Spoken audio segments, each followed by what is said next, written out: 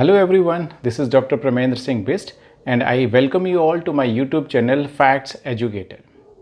जैसे कि आप सब जानते ही होंगे, रिसेंटली टोक्यो ओलंपिक्स 2020 कंक्लूड हुए हैं। एक्चुअली ये प्लान्ड थे 2020 में होने के लिए, लेकिन कोविड की वजह से इनको एक साल पोस्टपोन कर दिया गया और ऑर्गेनाइज हुए 2021 में 23 जुलाई से लेकर 8 अगस्त के बीच में। ये ओलंपिक्स भारत के लिए भी काफ़ी स्पेशल थे। स्पेशल क्यों? क्योंकि भारत को इसमें बहुत सारी अचीवमेंट्स हासिल हुई थी, जैसे कि एथलेटिक्स के अंदर पहला गोल्ड मेडल जो कि नीरज चोपड़ा ने जीता था। 4 दशकों में एथलेटिक्स में भारत का सबसे शानदार प्रदर्शन, जिसमें भारत ने 7 मेडल जीते, और हॉकी में भारत का एक बेहतरीन प्रदर्शन और दशकों बाद मेडल ओलंपिक्स में। इसके अलावा और भी बहुत सारी अचीवमेंट्स थी भारत के लिए इस ओलंपिक में। लेकिन बहुत ही कम लोगों का ध्यान शायद इस तरफ गया होगा कि टोक्यो ओलंपिक्स के बाद वहाँ पे पैरालंपिक गेम्स ऑर्गेनाइज कराए जा रहे हैं। इन पैरालंपिक गेम्स को ऑर्गेनाइज कराया जाएगा 24 अगस्त से लेकर 5 सितंबर के बीच में। इन पैरालंपिक गेम्स में भारतीय एथलीट अच्छा प्रदर्शन कर रहे हैं और कुछ लोग मेडल भी जीत चुके हैं, जैसा कि आप देख सकते हैं। लेकिन अब लोगों के दिमाग में ये प्रश्न होगा कि ओलंपिक्स के बाद पैरालंपिक्स, तो बेसिकली इसमें डिफरेंस क्या है? कैसे पैरालंपिक ओलंपिक से अलग है? क्या क्या स्पोर्टिंग इवेंट्स की वजह से अलग है और किन दूसरी चीज़ों की वजह से इन दोनों में डिफरेंस हैं? और बहुत बार आपने सुना होगा समर ओलंपिक्स और विंटर ओलंपिक्स, तो ये दोनों चीज़ें और क्या हैं? तो आज के वीडियो में हम इन्हीं सारी चीज़ों के बारे में बात करेंगे। मैं आपको बताऊंगा कि ओलंपिक्स और पैरालंपिक्स में क्या डिफरेंस है, समर ओलंपिक क्या होता है, विंटर ओलंपिक क्या होता है, कैसे इनकी स्टार्टिंग हुई, कब हुई, क्यों हुई और किस तरीके से इनमें ट्रांसफॉर्मेशंस आए। शुरुआत करते हैं ओलंपिक के इतिहास से। लगभग 3000 साल पहले ग्रीस के ओलंपिया में उनके गॉड ज्यूस के सम्मान में ये गेम्स ऑर्गेनाइज कराए जाते थे। इसी ओलंपिया नाम की जगह से ही इसका नाम ओलंपिक्स मिला। इसका पहला रिटन रिकॉर्ड हमको 776 BC में मिलता है, जब एक रेसिंग इवेंट ऑर्गेनाइज कराई गई और इस रेसिंग इवेंट को वो कहते थे स्टेड। इसी स्टेड से ही नाम मिलता है स्टेडियम। इस स्टेड में 192 मीटर की रेस थी, जिसको एक लोकल कुक कोरबस जीता, और उसके बाद से हर 4 साल में ये ओलंपिक गेम्स होने लगे, ज्यूस गॉड के ही सम्मान में, अगस्त से सितंबर के बीच में, जब उनका एक रिलीजियस फेस्टिवल सेलिब्रेट होता था तब।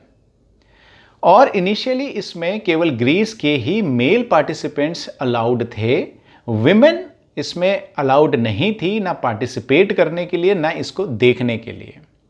ये इवेंट कंटिन्यू रहे 776 BC से लगभग 393 AD तक।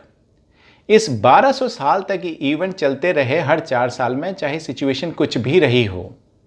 लेकिन 393 के अंदर रोमन एम्पायर ने इस पर बैन लगा दिया और फिर 19th सेंचुरी के अंदर इन ओलंपिक गेम्स का रिवाइवल होता है।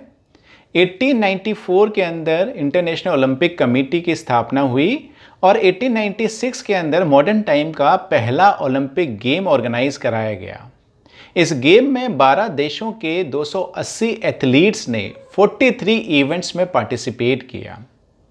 इसके बाद 1924 में विंटर ओलंपिक्स की शुरुआत होती है और 1992 तक विंटर ओलंपिक्स और समर ओलंपिक्स साथ खेले जाते रहे। फिर इंटरनेशनल ओलंपिक कमेटी ने यह डिसाइड किया कि इन गेम्स को, समर ओलंपिक और विंटर ओलंपिक्स को, हम अलग अलग कराएंगे और हर 2-2 साल के बाद कराएंगे। तो समर ओलंपिक्स 4 साल के बाद आता है, लेकिन समर ओलंपिक्स के 2 साल के बाद विंटर ओलंपिक्स आता है। इन दोनों में बेसिकली डिफरेंस क्या है?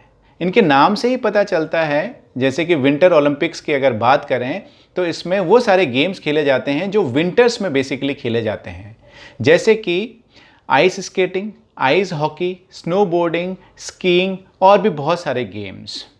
और ये गेम्स जनरली पॉपुलर हैं उन कंट्रीज़ में जहाँ ठंड ज़्यादा पड़ती है। अब इन दोनों की पॉपुलैरिटी की अगर हम बात करें तो समर ओलंपिक्स विंटर ओलंपिक्स से ज़्यादा पॉपुलर हैं, क्योंकि समर ओलंपिक्स में मेन स्पोर्टिंग इवेंट्स जो होते हैं वो इसका हिस्सा होते हैं। मैक्सिमम कंट्रीज़ वो गेम खेलती हैं, मैक्सिमम एथलीट्स इसमें पार्टिसिपेट करते हैं, इनमें फंडिंग भी ज़्यादा होती है, व्यूवरशिप ज़्यादा होती है और समर ओलंपिक विंटर ओलंपिक से पुराने भी हैं, इसलिए भी इनकी पॉपुलैरिटी ज़्यादा है। लेकिन ऑर्गेनाइजर्स की अगर हम बात करें तो इंटरनेशनल ओलंपिक कमेटी ही इन दोनों को यानी समर ओलंपिक्स और विंटर ओलंपिक्स को ऑर्गेनाइज करती है। आपने देखा होगा इसका लोगो, इसका सिंबल जिसमें 5 रिंग हैं जो डिनोट करते हैं मेजर इनहेबिटेड एरियाज को वर्ल्ड में, जैसे कि north and south America, Europe, Africa, Asia and Australia. अब बात करते हैं पैरालंपिक्स की। ये पैरालंपिक्स क्या है? ये 2 वर्ड से मिलकर बना है, पैरा एंड ओलंपिक्स। पैरा एक ग्रीक वर्ड है जिसका मतलब होता है पैरेलल, मतलब समानांतर या समकक्ष। तो पैरालंपिक्स का मतलब ये होता है कि ओलंपिक्स के समकक्ष या पैरेलल खेला जाने वाला वो स्पोर्टिंग इवेंट या वो गेम्स।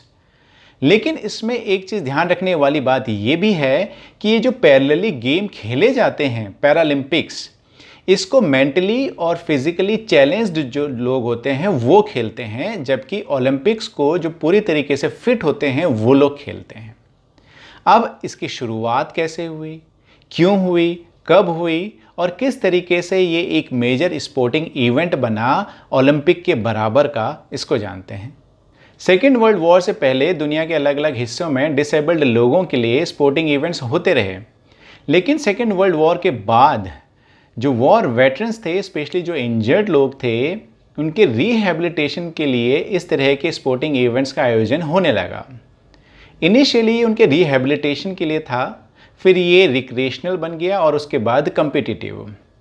1948 में जब लंदन में ओलंपिक्स ऑर्गेनाइज हो रहा था, उसके पैरेलल में एक इवेंट ऑर्गेनाइज कराया गया जिसमें एक्स सर्विसमैन थे और व्हील चेयर पे थे, उनके लिए एक आर्चरी का इवेंट ऑर्गेनाइज कराया गया। उसके बाद 1952 के ओलंपिक्स में डच एक्स सर्विसमैन जो इंजर्ड थे, उन्होंने भी इस तरह के इवेंट में पैरेलली पार्टिसिपेट किया। उसके बाद 1960 के रोम ओलंपिक्स में पहली बार पैरालंपिक्स गेम्स का आयोजन हुआ, जिसमें 23 देशों के 400 से ज़्यादा एथलीट्स ने पार्टिसिपेट किया। 1989 में इंटरनेशनल पैरालंपिक कमेटी की स्थापना हुई, जो कि जर्मनी में बेस्ड है। ये एक नॉन प्रॉफिट ऑर्गेनाइजेशन है और दुनिया में पैरालंपिक गेम्स की सबसे बड़ी एक गवर्निंग बॉडी है। 1988 के सियोल समर ओलंपिक्स और 1992 के फ्रांस के विंटर ओलंपिक्स के बाद इंटरनेशनल ओलंपिक कमेटी, जो कि ओलंपिक गेम्स को मैनेज करती है, और इंटरनेशनल पैरालंपिक कमेटी, जो कि पैरालंपिक गेम्स को देखती है, इन दोनों के बीच में एक एग्रीमेंट होता है कि जिस जगह पे, जिस सिटी और वेन्यू पे ओलंपिक गेम्स ऑर्गेनाइज होंगे, वहीं पे ही पैरालंपिक गेम्स को भी ऑर्गेनाइज कराया जाएगा।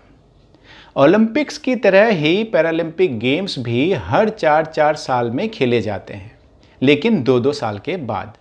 मतलब 4 साल के बाद समर ओलंपिक्स, हर 4 साल के बाद विंटर ओलंपिक्स, लेकिन समर ओलंपिक के 2 साल के बाद विंटर ओलंपिक्स। इस तरीके से ये ओलंपिक्स और पैरालंपिक्स गेम्स दोनों खेले जाते हैं। लेकिन पैरालंपिक्स को ओलंपिक जैसी फेम, रिकॉग्निशन और पॉपुलैरिटी नहीं मिल पाई।